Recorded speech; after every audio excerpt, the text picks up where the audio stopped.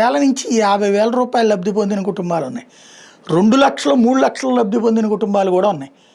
Volunteer ఇంటికి తిరగని రోజు లేదు, సచివాలయంలో కాని పని లేదు. కష్టకాలంలో కోవిడ్ లాంటి సందర్భంలో కడుపు నిండా తిన్నారు, నిద్రపోగలిగారు, అనారోగ్యానికి డబ్బులు కష్టం రాలేదు, ఫీజు రియంబర్స్మెంట్లు నడిచినాయి, ఆరోగ్యశ్రీలు నడిచినాయి.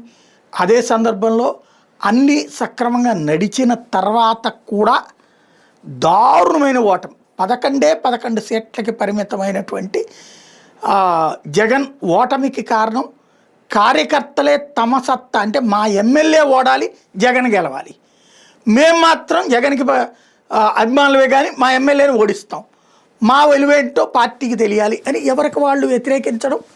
దాంతోపాటుగా ఏదైతే ఆ చివరిలో వచ్చినటువంటి జగన్ బొమ్మతో వచ్చిన పాస్బుక్కులతో వచ్చిన వివాదం, ఇవన్నీ కూడా జగన్ ఓటంలో కీలక పాత్ర పోషించినాయి. కానీ ఇవి కాదు, సంథింగ్ ఏదో జరిగిందన్న ఫీలింగ్.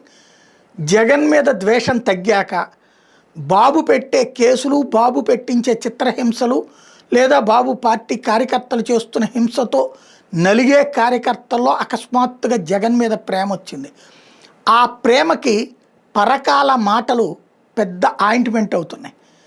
ఆయన చేస్తున్న ఉపన్యాసాలతో ఎన్నికల్లో జగన్మోహన్ రెడ్డి గ్యారంటీ గెలవాలి, వీళ్ళందరూ కలిసి ఏదో పోల్ మేనేజ్మెంట్ చేసి గెలిచేశారు, అది ఈవీఎంలు అందామా పోల్ మేనేజ్మెంట్ అందామా, ఏదో ఒకటి చేసి గెలిచేశారు అన్నటువంటి ఫీలింగ్కి జనంలో స్ప్రెడ్ కావడానికి ఉపయోగపడుతుంది. ఓ రకంగా స్వాంతన, అంటే మా వల్లనే జగన్ ఓడిపోలేదు, ఎవడి వల్ల ఓడిపోయాళ్లే అనే ఒక స్వాంతన చేకూరుస్తున్నారు. తాజాగా మరొకసారి పరకాల ప్రభాకర్ మాటలు చర్చకి తీసుకొచ్చినటువంటిది.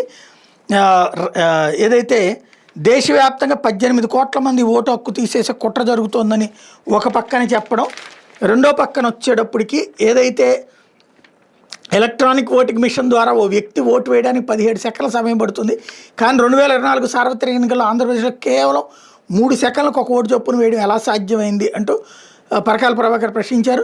భారత రాజ్యాంగం సవాళ్లు పేరు లౌకిక రాజ్యాంగ పరిరక్షణ వేదిక చైర్మన్ జెల్లి విల్సన్ అధ్యక్షతన రాష్ట్ర స్థాయి సదస్సు నిర్వహించినప్పుడు పరకాల మాట్లాడుతూ ప్రజలపై కేంద్ర ప్రభుత్వం స్వారీ చేస్తోంది, దాని నుంచి ప్రజలను ఎలా కాపాడుకోవాలో తెలియడం లేదన్నారు.